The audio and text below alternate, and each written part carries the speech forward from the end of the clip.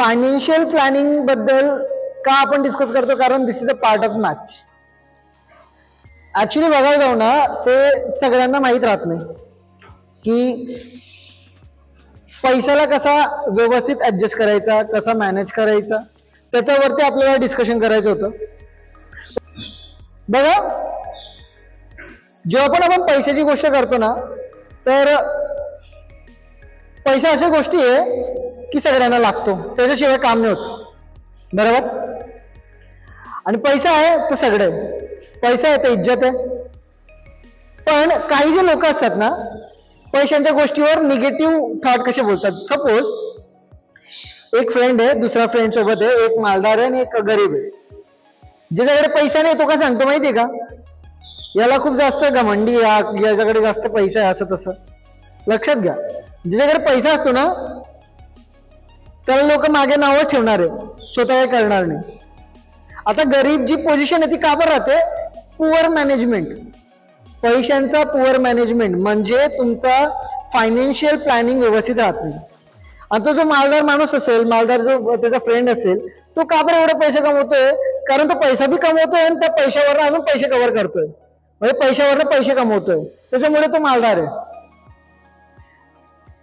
खूप अशी लोक तुम्हाला भेटतील टंगडे खेचणारे, जर तुम्ही पैसे कमायला लागले तर, निगेटिव्ह बोलणारे, चांगलं चांगलं बोलून तुमच्या जवळ येणारे.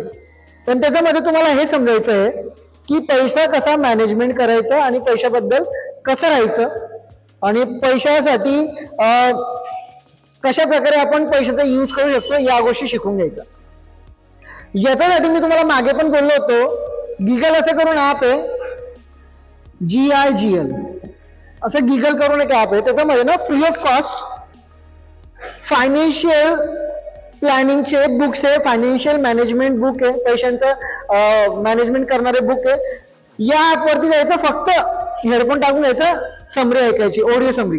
बुकला जसं तसं रीड केलेलं आहे, पण छान बुक आहे, एक वेळा वाचा. त्याच्यानंतर लक्षात घ्या, पैसा जिथं आला, मनी जिथं असतो तिथं सगळ्या गोष्टी मॅटर करतात. पण काही लोक निगेटिव्ह काय बोलतात की पैसा खराब वस्तू आहे. लक्षात घ्या, पैसा खराब वस्तू नाही आहे, तुम्हाला मॅनेज नाही करता आलं तर तो खराब असेल. जसं एक एक्झाम्पल घ्या, जो पैसा तुम्ही मेहनत मध्ये कमवतात ना, मेहनत करून कमवतात ना, तो पैसा आहे ना टिकतो जास्त, का बरं, त्याच्यामध्ये तुम्ही मेहनत केलेली. पण जो पैसा तुम्हाला अचानक भेटतो, सपोज तुम्ही लॉटरी जिंकून घेतली, 1 करोडची लॉटरी जिंकून घेतली, 1 करोड मधला 40% टॅक्स, 30% टॅक्स कट होऊन जाईल, म्हणजे 30 लाख कट होऊन जाईल आणि तुम्हाला 70 लाख भेटते. 70 लाख तुमच्याकडे आले, पण तुम्ही हे घेणार ते घेणार, असं करणार तसं करणार, 1 महिना बी लागणार नाही 70 लाख संपायला. लक्षात आलं काय सांगतोय. पैसा आला ना, आपण ग्रीडी होऊन जातो, जास्त लालची होऊन जातो. लालची होणं पण एक स्वभाव आहे. काही लोक खराब सांगतात, पण चांगला स्वभाव आहे सांगतात, कारण जेवढं तुम्ही लालची होणार तेवढं तुम्हाला पैसा कमवायची इच्छा जास्त वाटेल. लक्षात घ्या का. आणि जेव्हा तुम्ही अचानक जसं जास्त मोठा पैसा येतो ना, तर तुम्ही सगळं खर्च करायचा प्रयत्न करतात. असे खूप एक्झाम्पल आहे. कोण बनेगा करोडपती मध्ये एक जण जितला होता ना पैसा, 1 करोड जितला होता, त्याच्यामध्ये टॅक्स काढून त्याला भेटला पैसा, त्याला मॅनेज करता आला नाही आला. आज पहिले ज्या पोझिशन मध्ये, आज पण त्याच पोझिशन मध्ये. याचा अर्थ काय आहे, तुम्हाला दुसरं काही नाही, फक्त पैसा कसा मॅनेज करायचा एवढं यायला पाहिजे. आजच्या या जनरेशन मध्ये, या लाईफ मध्ये, आताच्या या डे टू डे लाईफ मध्ये तुम्ही कुठूनही कसाही पैसा कमवू शकता. पण पैसा कमवण्यासाठी तुम्हाला काय करावं लागेल, जे गव्हर्नमेंट रूल फॉलो करतो त्याच्या हिशोबाने जावं लागेल. जर त्याचा म्हणजे ऑपोजिट गेले ना, तर तो काय होऊन जातो, तुम्ही लॉ ब्रेक करतात, तुम्ही जेलमध्ये पण जाऊ शकता पैसा कमवण्यासाठी. पैसे कमवायचे मार्ग खूप जास्त आहे, पण तुम्हाला तेवढं डोकं पण पाहिजे. नाही तर ऍट द एज ऑफ, तुम्ही ग्रॅज्युएशन करणार, डॉक्टर बनले, इंजिनियर बनले, काही बनले, जर तुम्हाला पैशाचं मॅनेजमेंटच येत नाही, तुम्ही काय पण बनवून घ्या, किती पण पगार असेल तुमचा, किती लाखो करोड पगार असेल, पण मॅनेज करता आला नाही ना, तर आयुष्यभर ना गरीब राहणार. गरीब इन द सेन्स, समज तुम्हाला 1 लाख पगार आहे, पण तुमचा महिन्याचा खर्चच 1.5 लाख आहे. 1,00,000 पगार आहे, 1.5 लाख खर्च आहे तुमचा महिन्याचा. मग मला तुम्ही एक गोष्ट सांगा, तुम्ही गरीबर राहणार का नाही? गरीबर राहणार. तुमच्याकडे 1 रुपया सेव्ह नाही राहणार. पैशांच्या गोष्टीमध्ये सगळ्यात महत्वाची गोष्ट काय आहे? इन्व्हेस्टमेंट. पण इन्व्हेस्टमेंट करायची कुठे, हा इश्यू थोडा. का बरं माहितीये का? नावडेज सगळे लोक, खूप असे लोक, मुलं, कॉलेज मधले मुलं सगळेजण ट्रेडिंग करतायत. बघा, trading is very very risky. मी असं नाही सांगणार ट्रेडिंग नका करा, ट्रेडिंग साठी व्यवस्थित टाइम द्यावा लागतो, चांगला आहे. पण कंपनी निवडा, कंपनीची डीप नॉलेज ठेवा, ती काय करते, पुढे काय करणार आहे, त्याचा 5 वर्षाचा प्लॅन काय, तेवढं सगळं अंडरस्टँड करून, एवढा टाइम खर्च करून तेव्हा जाऊन ट्रेडिंग करा. नाही तर बस दुसरे करता आपण करणार 101% लॉस मध्ये जाणार. आता मी तुम्हाला ट्रेडिंग का सांगत नाहीये, म्हणजे ट्रेडिंग का नाही करायला पाहिजे. ट्रेडिंग मध्ये काय असतं बघा, पैसे घ्यायचा, परत काढायचा, टाकायचा, परत काढायचा. त्याच्यामध्ये प्रॉब्लेम काय आहे, तेवढा काय अमाऊंट गोळा होत नाही. एक काम करायचं, ज्या पण कंपनीला तुम्ही बघताय, जर तुम्हाला इन्व्हेस्टमेंटच करायचं तर त्याचे शेअर बाय करायचे. ते शेअरला ट्रेड नाही करायचे. ट्रेड म्हणजे शेअर विकत घ्यायचे आणि सेव्ह करून द्यायचे लॉंग टर्म साठी. जेवढा लॉंग टर्म पर्यंत तुम्ही सेव्ह करत जाणार, थोडे शेअर घेत जाईल, थोडे शेअर मिळून एक स्टॉक बनतो एक कंपनीचा. सपोज एखाद कंपनी आहे, सपोज मी जिओचा स्टॉक घेतला, रिलायन्सचा स्टॉक घेतला. रिलायन्सचा स्टॉक म्हणजे स्टॉकचा अर्थ काय रे, खूप जास्त शेअर, म्हणजे आता 50 शेअर एका स्टॉक मध्ये, मी 50 शेअरचा एक स्टॉक घेतला रिलायन्सचा, तर मी तो सेव्ह केला. तर आपल्याला माहिती ना रिलायन्स सगळीकडे तो ग्रोथ करणार आहे. म्हणजे याचा अर्थ काय, माझा जो स्टॉक आहे त्याची प्राइस वाढणार आहे नंतर. जेव्हा टाइम जास्त, म्हणजे टाइम जास्त झाला त्याचा तुम्हाला इंटरेस्ट पण जास्त भेटेल. आता तो इंटरेस्ट कसा भेटेल रे, तुम्हाला कंपाऊंड वाईज भेटेल. कंपाऊंड. आता compound effect is very important effect. Trading मध्ये कंपाऊंड इफेक्ट नाही राहणार. का बरं ट्रेडिंग मध्ये कंपाऊंड इफेक्ट नाही राहत? कारण तुम्ही पैसे देतात त्याच टायमाला काढतात. ऍक्च्युली बघायला जाऊ ना, जेव्हा तुम्ही ट्रेडिंग करतात ना, सपोज मी 100 रुपये दिले, मला 150 रुपये प्रॉफिट आला, मी काढले, ते 150 नाही रुपये, 150 रुपये नाही भेटणार तुम्हाला. त्याच्यामध्ये 5-10 रुपये कट करून देईल कंपनी, जी पण ट्रेडिंग करवते तुमच्यासोबत, म्हणजे ब्रोकरेज कट करून घेते. आले लक्षात? पैसा ते खातेच. सगळ्यात जास्त आता रिसेंटली सगळ्यात जास्त ग्रो करणारी जी कंपनी आहे ती फक्त कोणती आहे, जेवढे पण ट्रेडिंग आहे त्याने सगळे ग्रो करतात, सगळ्यात जास्त पैसे कमवणारी कंपनी, कारण त्याच्यामध्ये बाकी कंपनी येत आहे ना. आले लक्षात? एक गोष्ट लक्षात घ्या, इन्व्हेस्टमेंट प्लॅनिंग व्यवस्थित ठेवली, पैसा व्यवस्थित सेव्ह ठेवला तर तुम्ही रिच बनू शकतात, मालदार बनू शकतात, पैसेवाले बनू शकतात. नाही तर नाही. जर आज तुम्ही पैसा घेतला, खिशामध्ये न टाकता खर्च करून दिला, सेव्ह न करता तुम्ही खर्च करून करत राहिले, आयुष्य निघून जाईल. पण आहे ना, कधी तुम्हाला ना पैसा असा दिसणार नाही, मोठा पैसा तर दिसणार नाही, विचार करायचा नाही. 1 लाख 2 लाख तुम्ही एकाच दिवशी बघणार पगार मध्ये, पण करोड पर्यंत जाणार नाही. त्याच्यामध्ये अजून एक बेनिफिट, जर तुमच्याकडे 1 करोड राहिला तर तुम्हाला बेनिफिट कसा येतो माहितीये का? जर मी 1 करोड घेतला, माझ्याकडे सपोज 1 करोड आहे, मी 1 करोड सपोज एसबीआय बँक मध्ये ठेवला. एसबीआय जास्तीत जास्त आपल्याला इंटरेस्ट देते 7%, आणि तो पण कसा देते रे, कंपाऊंड इंटरेस्ट. आता कंपाऊंड इंटरेस्ट कसा असतो बरं? सिंपल आहे बघा. जर मी एक एक्झाम्पल घेतला, मी एसबीआयचा घेतो आणि 1 करोडचा एक्झाम्पल घेतो. माझ्याकडे सपोज 1 करोड राहिला. आता बघा, पैशावर पैसे कसे कमवतात बघा.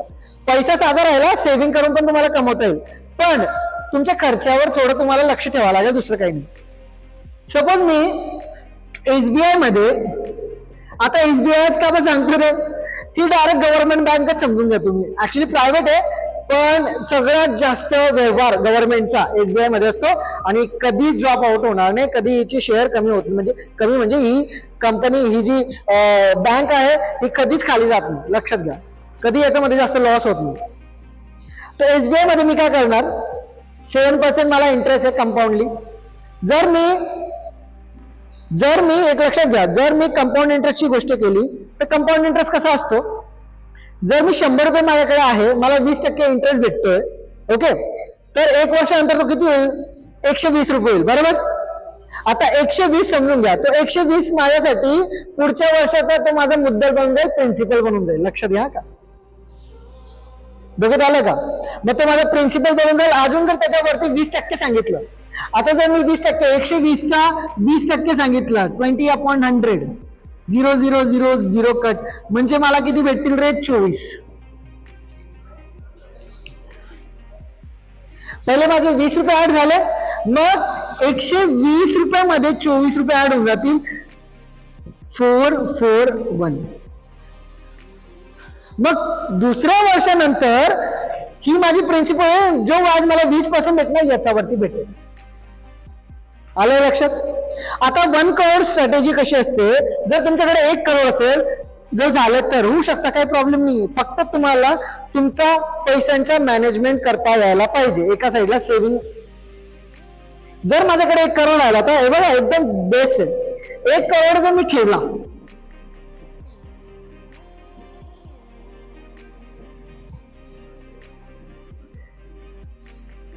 हा 1 करोड आहे. 7 zeros, okay, behind the 1 crore. 1 crore आहे. 1 करोडचा मागे लक्षात घ्या का, 1 करोडचा मागे काय होणार आहे बरं?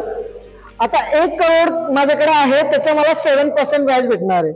आता 7% म्हणजे किती झालेले 1 करोडचे?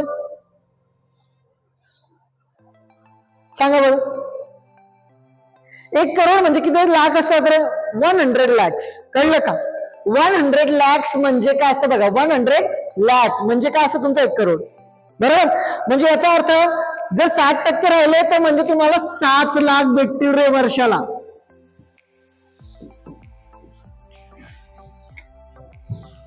वर्षाला 7 लाख इंटरेस्ट, काही न करता. आता लक्षात घ्या का, 7 लाख झालं. जर तुम्हाला आता तुम्हाला जॉब नाही करायचं, सपोज मला याचं म्हणणंच काहीतरी ऍडजस्ट करायचंय, मी तर जॉब करत असेल, काय बेनिफिट आहे, इकडनं बी जॉब म्हणणं पैसा येईल आणि इकडनं पण पैसा येईल. जर मी 7 लाख घेतले, 7 लाख मधला मी काय केला, 6 लाख मीने खर्च केले वर्षासाठी. For the 1 year I spent 6 lakhs. माझ्या अकाउंट मध्ये किती उरले रे?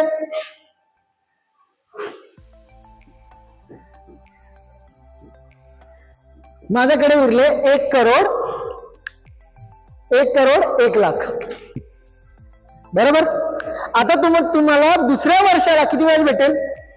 7 लाख पण भेटेल आणि या 1 लाख वरचा व्याज पण भेटेल. म्हणजे याचा किती व्याज झालं तुमचं? 7 लाख. 1 करोड वरती 7 लाख भेटेल, बरोबर. 7 लाख भेटेल प्लस हा 1 लाख वरती तुम्हाला किती भेटेल रे? 1 लाख म्हणजे किती असतो? किती हजार? 1,000, 100,000, 100,000 ना, 100 आणि 1000, बरोबर. 100ला मी 1000 वेळा केलं तर काय होतं माझा? 1 लाख बनतो, बरोबर ना. तर मला किती भेटतील बरं? याच्यावरती मला 7% भेटले, तर किती झाला? 7,000. 7,000 आता करा वाढ. 7,000,000. 7 लाख आणि 7,000 भेटते. मी काय केलं? व्याजवरच खर्च करतोय. मी जर व्याजवरतीच खर्च करत राहिलो तर मला जास्त स्पेंड करायचा नाहीये, बरोबर का नाही? समजताय का नाही? तेवढंच झालं ना. 7,07,000 बरोबर होतं. एवढा तुम्हाला पैसा भेटेल. 6 लाख खर्च करून पण आयडिया बरी आहे ना. खूप जणांनी आयडिया फॉलो करता. आता पण सांगतो तुम्हाला, this is the perfect management of the money. तुम्ही 7 लाख वर्षाला खर्च पण करताय आणि तुमच्या खिशामधनं 1 रुपया जात नाही. कशी आयडिया वाटली? डोकं असेल तर. आता 7 लाख म्हणजे महिन्याचा पगार किती होतो? 12 महिने करून घ्या. बघा लक्षात घ्या, 7 लाख म्हणजे किती होतं बघा. 6 लाख, सॉरी 6 लाख म्हणजे 12 करून द्या. 1 जा 5 जा म्हणजे 50,000 पर मंथ तुमचा पेमेंट चालतो फक्त बँककडनं, without any doing anything. If you have 1 crore. पण 1 करोड पहिले कमवा, मग बँक मध्ये ठेवा. आलं लक्षात काय सांगतात? This is the proper management if you want to earn more and more money. पण पहिले 1 करोड पर्यंत पोहोचावं लागेल. तर 1 करोड साठी कोणत्याही अशी कंपनी जॉईन करायची हा का? तुम्ही ज्याच्यामध्ये चांगले आहे त्याच्यामधनं थोडं व्यवस्थित करा. इंजिनियर, डॉक्टर बनले तर डॉक्टर, व्यवस्थित डॉक्टरेट करा. 1 लाख पर्यंत म्हणजे 1 करोड पर्यंत थोडा पैसा कमवा, ठेवून द्या आणि महिन्याला 50,000 घ्या. Without doing anything. तुम्ही काय पण नाही केलं तरी तुम्हाला तुमचा पैसा कमवून देऊन देईल. याला म्हणतात proper management of money. Sir 1 crore, अरे पहिले 1 करोड खूप मोठी गोष्ट होती, आता सध्या नाही आहे. आलं लक्षात? 50,000 मंथली कोण देणार आहे का तुम्हाला? सो आता आपण बनवलं ना, तिकडनं 1-2 लाख भेटेल आणि इन्व्हेस्टमेंट पण होईल आणि इकडनं पण भेटेल आणि तुम्ही जे करता तिकडनं पण पैसा भेटेल. दिस इज द परफेक्ट मॅनेजमेंट. समजलं ना? ही अंडरस्टँडिंग महत्वाची. आवडलं का लेक्चर? पैसा कसा कमवतात समजलं का? पैशावरनं पैसे कसे कमवायचे कळलं का? आज तुम्ही गरीब दिसताय, उद्या उठून तुम्ही करोडपती बनणार का सांगता थोडी येतं. हा का? समजले का?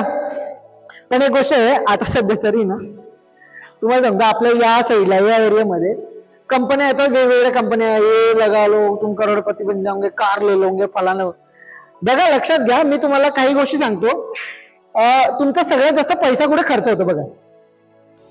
सगळं मी बघायला कार कार कार जर तुम्ही घेतली आणि ती जर तुमची भाड्यावर चालू नाहीये, रेंटवर चालू नाहीये, ती स्वतःसाठी घेतली, जर तुम्ही यूज केला तरी तुम्हाला ऍटलिस्ट 2000चं पेट्रोल नाही तर डिझेल टाकावं लागतं रे. बरोबर ना? बरोबर की नाही? एक हिशोब पकडून घ्या, मी 2000चं पेट्रोल 2 दिवसाने भरतो, नाही तर 3 दिवसाने भरतो, नाही तर आठवड्याभरामध्ये. आठवड्याने 4 आठवडे मल्टिप्लाय करून घ्या, 4 म्हणजे 8000 झाले. 8000 मंथली मी फुकटचं काय घालवतोय?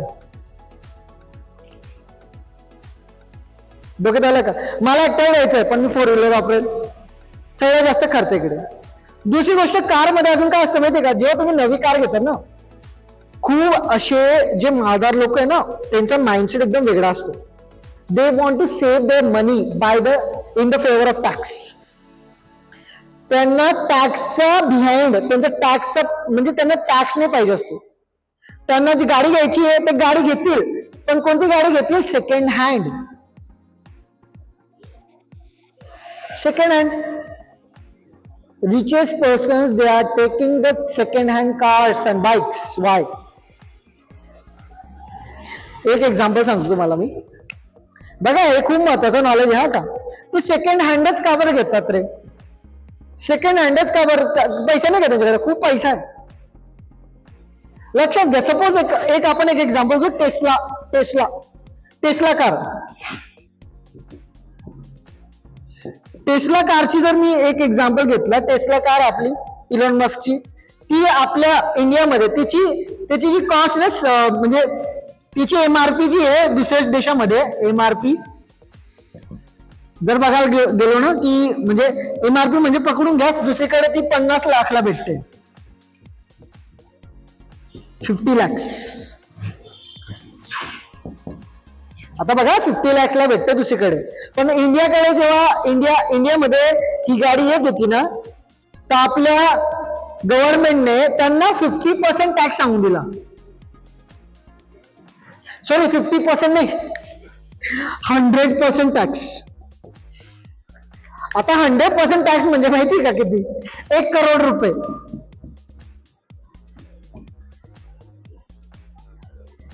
1 करोड रुपये मध्ये ती कार होती. जर तुम्ही नवी घेणार तर ती 1 करोडला भेटते आणि दुसऱ्या देशामध्ये तुम्हाला 50,000 रुपये मध्ये भेटते. सॉरी, 50 लाख रुपये मध्ये भेटेल, 1000 नाही, लाख. 50 लाख मध्ये भेटेल आणि आपल्या भारतामध्ये कितीला रे? 1 करोडला भेटेल. तुम्हाला कधी दिसली का इलॉन मस्कची टेस्ला कार? दिसली इकडे तिकडे? दिसणार नाही भारतामध्ये. आणली असेल, लोक कसे आणतात बघा. आता पहिले काय करतात, ज्याने घेतलेली आहे त्याच्याकडनं सेकंड मध्ये घेतात. आता इकडे सिंपल यार, मी एवढी महाग थोडी गाडी घेईल. 50 लाखची गाडी मी 1 करोडला घेईल का? एवढं पागल दिसतोय का? 100% व्याज म्हणजे 50 लाख, अजून 50 लाख देऊन द्या म्हणजे 1 करोड कम्प्लीट करून दे त्याला. नाही. मग इथे काय करतात, आता सपोज मला घ्यायची टाटाची कोणती तरी कार, नाही तर कोणती पण कार म्हणा, हुंडाय, टाटा, जेवढ्या पण कंपनी त्यांच्यापैकी एक मला कार घ्यायची आहे, पण मला टॅक्स न द्यायचा आहे. टॅक्स तुम्हाला बघा लक्षात घ्या, कोणतीही लक्झरियस गोष्ट ना 28 to 30% टॅक्स द्यावा लागतो लक्झरियस वस्तूसोबत. 28 to 30% तुम्हाला टॅक्स द्यावा लागतो. जर 1 करोडची गाडी असेल तर तुम्हाला 30 लाख टॅक्स असतो त्याच्यामध्ये. बर समजले का? 30 लाख. आता सिंपल यार, 30 लाख किती मोठी गोष्ट आहे. 1 करोडची गाडी आहे तेव्हा 30 लाख मी टॅक्स भरतोय.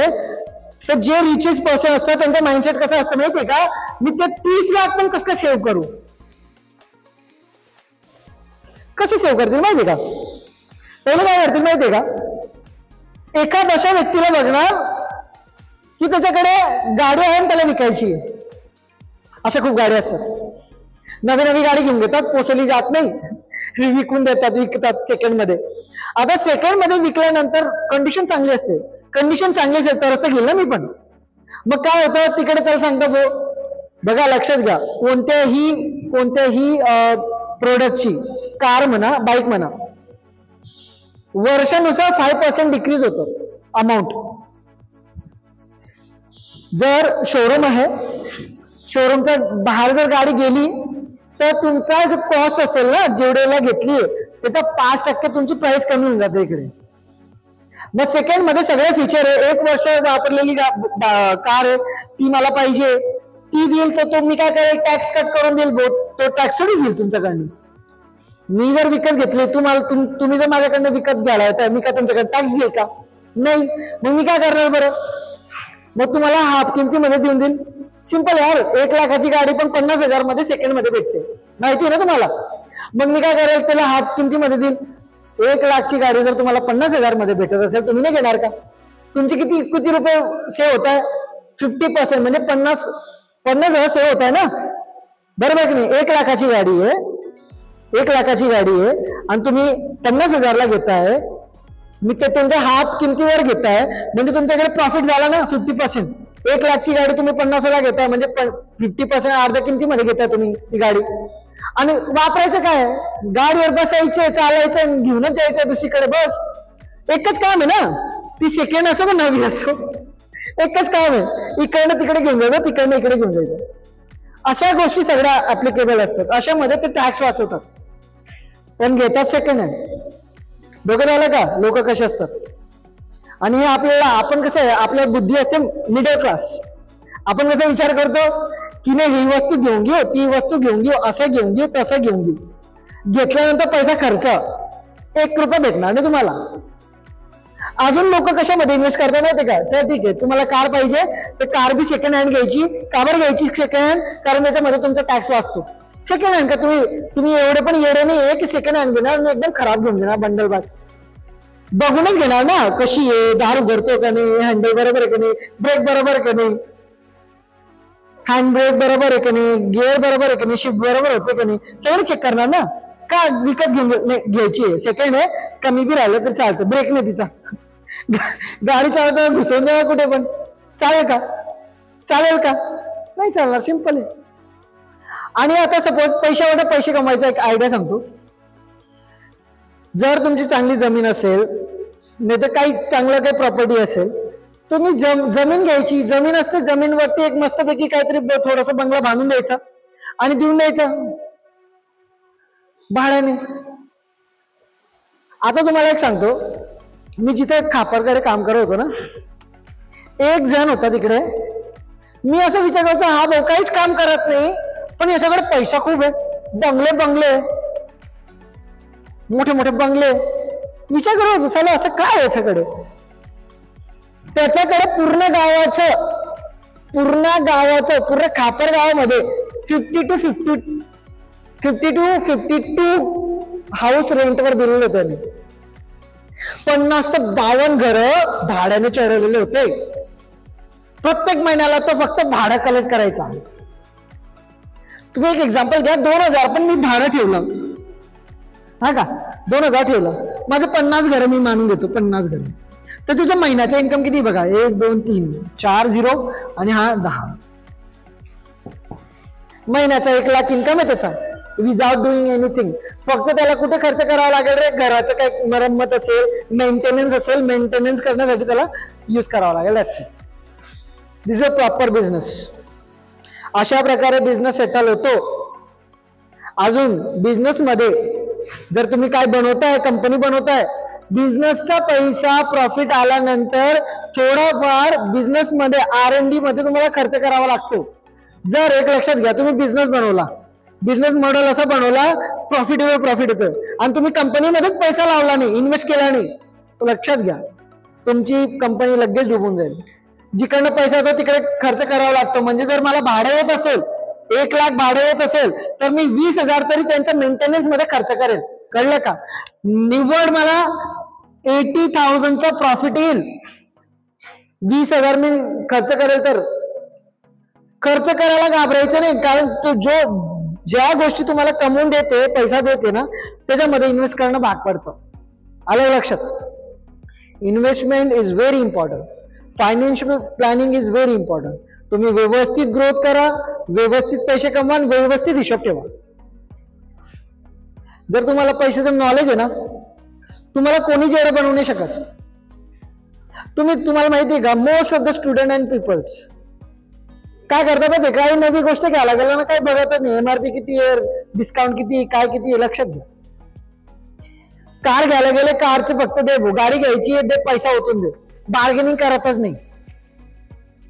कार, बाईक, हे मोठ्या मोठ्या एक्सपेन्सिव्ह वस्तू आहे ना, त्याच्यामध्ये काहीच करत नाही. तुम्ही बार्गेनिंग कुठे करू शकता, सेकंड हँड वस्तूमध्ये बार्गेनिंग करू शकता, पण सेकंड हँड वस्तू पण अशा घ्यायच्या तुमच्या डेली कामामध्ये असेल.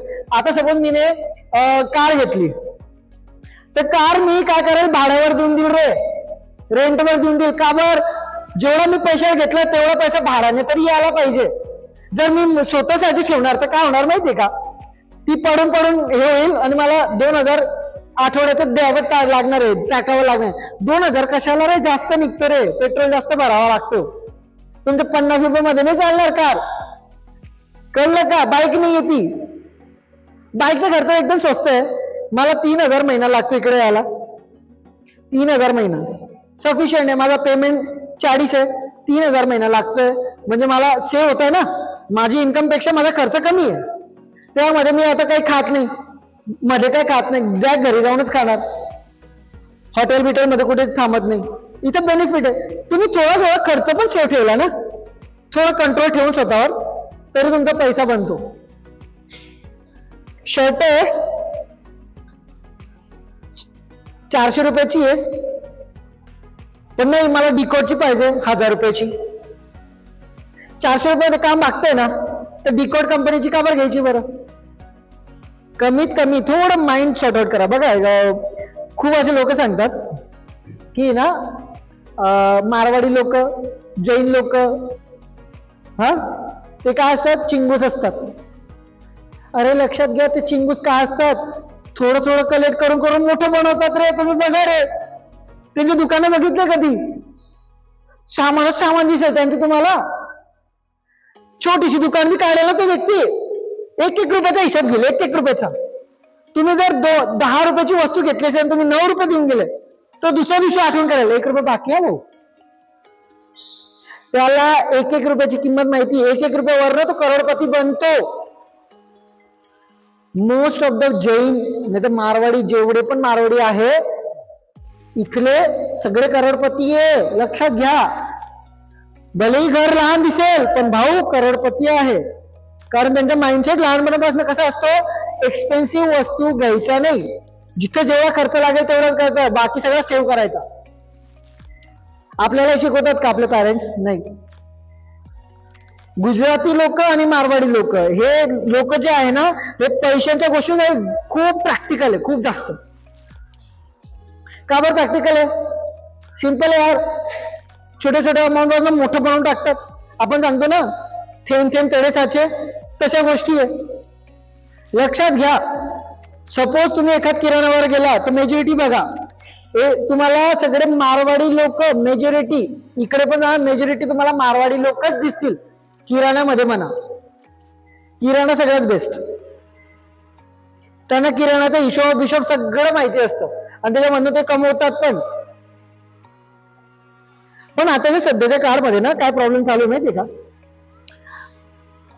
काही जे मुलं असतात ना, काही जे म्हणजे त्यांचा माइंड वॉश केला जातो. कसा होतो बघा, बिझनेसमॅन आणि शॉपकीपर यांच्यामध्ये त्यांना फरक करणे समजा. बिझनेसमॅन आणि शॉपकीपर. आता शॉपकीपर काय आहे, धंदा करतोय, बिझनेस करतोय, पण बिझनेसमॅन आणि शॉपकीपर मध्ये फरक काय बघा. शॉपकीपर काय, तो एकच आउटलेट बनवलेलं आहे, एकच त्याची दुकान बनवली, तिकडनं तो देतोय घेतोय, बरोबर, तो शॉपकीपर झाला. पण बिझनेसमॅन कसा असतो, जर मी शॉपकीपर सारखा बिझनेसमॅन, मी बिझनेसमॅन आहे, तर माझ्या अंडर मध्ये तसे 10 शॉप्स असतील. मी 10 शॉपचे माझ्या तिकडनं 10 शॉपवरनं माझा पैसा येत असेल आणि मी दुसऱ्या कंपनीमध्ये पण इन्व्हेस्ट करतोय आणि दुसऱ्याकडनं पण प्रॉफिट घेतोय. समजले का? अजून एक डिफिनेशन वेगळी निघली, ऑन्ट्रप्रिनियर. ऑन्ट्रप्रिनियर काय असतो आणि बिझनेसमॅन, हे दोन्हीमध्ये फरक बघा. ऑन्ट्रप्रिनियर म्हणजे काय की तुम्ही तुमची कंपनी स्वतः बनवलेली आहे आणि बिझनेसमॅन काय आहे की ट्रेडिशनल बिझनेस म्हणजे ट्रेडिशनल जे गोष्टी आहेत त्याला घेऊन चालतो, त्याला बिझनेसमॅन म्हणतो. आता ट्रेडिशनल बिझनेस कसं झाला रे, समज किराण्याचे दुकान आहे, मी खूप जास्त आउटलेट बनवून टाकले, किराण्याचे दुकान बनवून टाकले माझ्या खाली, मी मॉल्स बनवून टाकले. आता ट्रेडिशनल आहे ना, मॉल्स म्हणजे ट्रेडिशनल आहे, ते काय नवं इनोव्हेशन्स आहे का, काय नवं आहे का? नाही, त्याला आपण काय म्हणू, बिझनेसमॅन. आता एंटरप्रेन्युअर कोणाला म्हणतात, it is like a type of the businessman, but entrepreneur स्वतःच्या वस्तू बनवतो, मार्केट करतो आणि बिझनेस करतो. कळलं का? म्हणजे एक एक्झाम्पल घ्या, काही नवं प्रोडक्ट आणला, त्या नवं प्रोडक्ट त्याने काम केलं, त्या प्रोडक्टला विकलं आणि त्या प्रोडक्ट वरनं तो वरती आला, त्याला आपण एंटरप्रेन्युअर म्हणू.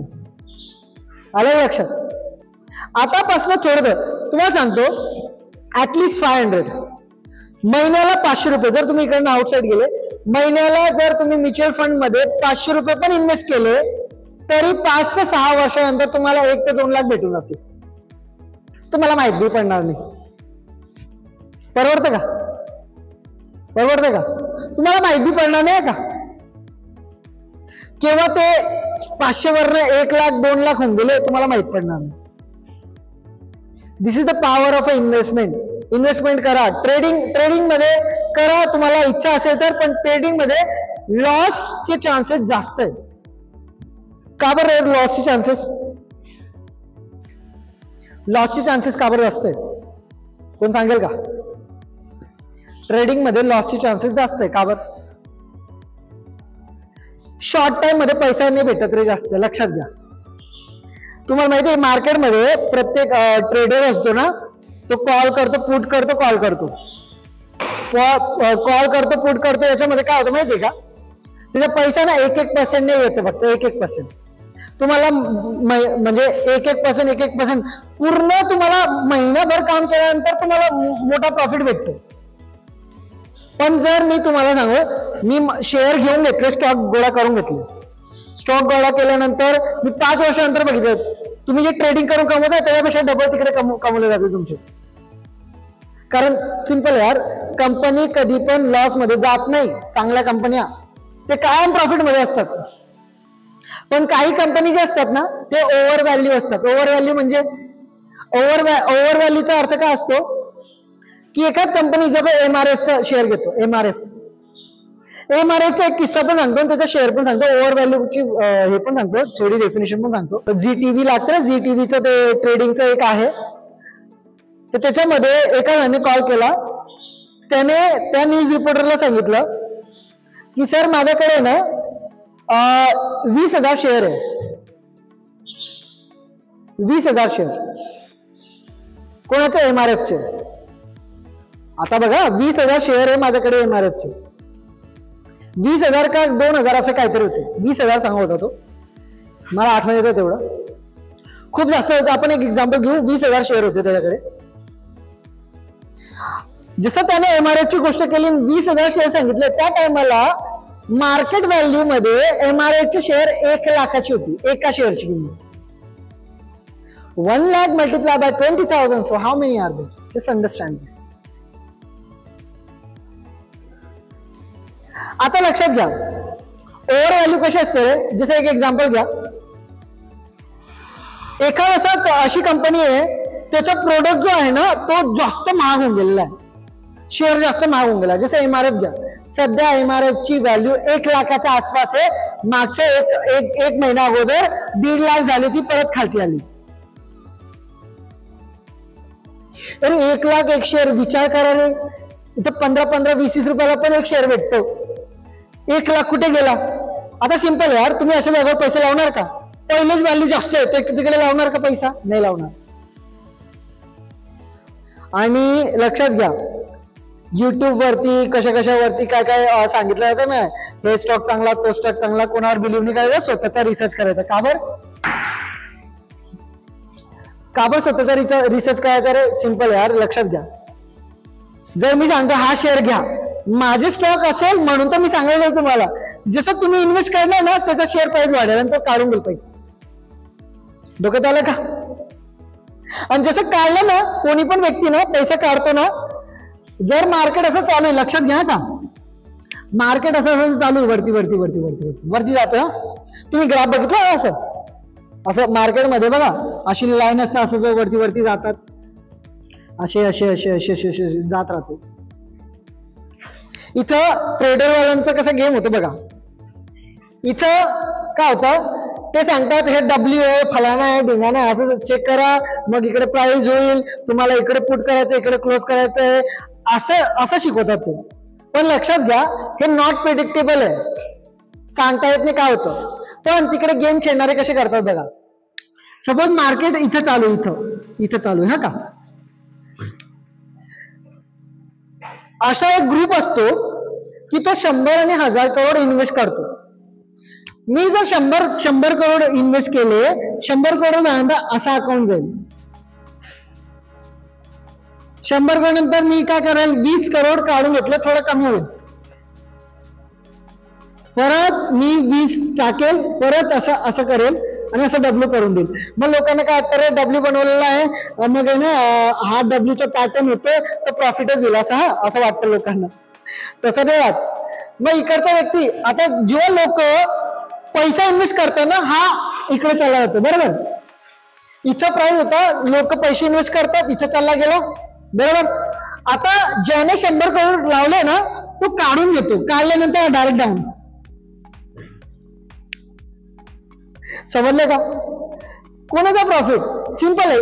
इथं ज्याने पैसा लावला, या पॉइंटला ज्याने पैसा लावला आणि वरती गेला, जर त्याने अनटायमाला इकडनं पैसे नाही काढले आणि जर या 100 करोड वाल्याने पैसे काढून घेतले, तर बघा ग्राफ कुठे जातो, ग्राफ इथं जातो, इकडनं इकडे चालला गेला, म्हणजे जेवढा पैसा लावला तेवढा zero.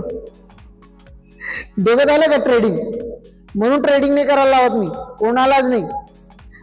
Option chain, trading, future and chain हे करायचं नाही. काय करायचं, सिंपल इन्व्हेस्टमेंट. पैसा घ्यायचा, एखादा व्यवस्थित शेअर घ्यायचा, कलेक्ट करत राहायचं, कलेक्ट. जोपर्यंत आपल्यासारखे लोक हारत नाही ना, तोपर्यंत दुसरं जिंकत नाही तिकडे. सिंपल आहे रे. इथं ट्रेडिंग म्हणजे अर्थ काय आहे, इकडचा पैसा तिकडे, तिकडचा पैसा इकडे. समजले का नाही. तुम्ही वस्तू घेताय, पैसे घेताय, वस्तू घ्या. पण इथं वस्तू फिजिकल वस्तू नाही, इथं शेअर आहे, शेअर. समजले का. शेअर म्हणजे पार्ट, कंपनीचा एक छोटा पार्ट जो असतो ना, त्याला शेअर म्हणतो आपण, है का. त्याला छोटे छोटे तुकड्यांमध्ये डिवाइड करून विकला जातो. बघत आलं का. म्हणून अशा जागावर ना इन्व्हेस्ट नाही करायचा. पैसा 100% वेस्ट होईल.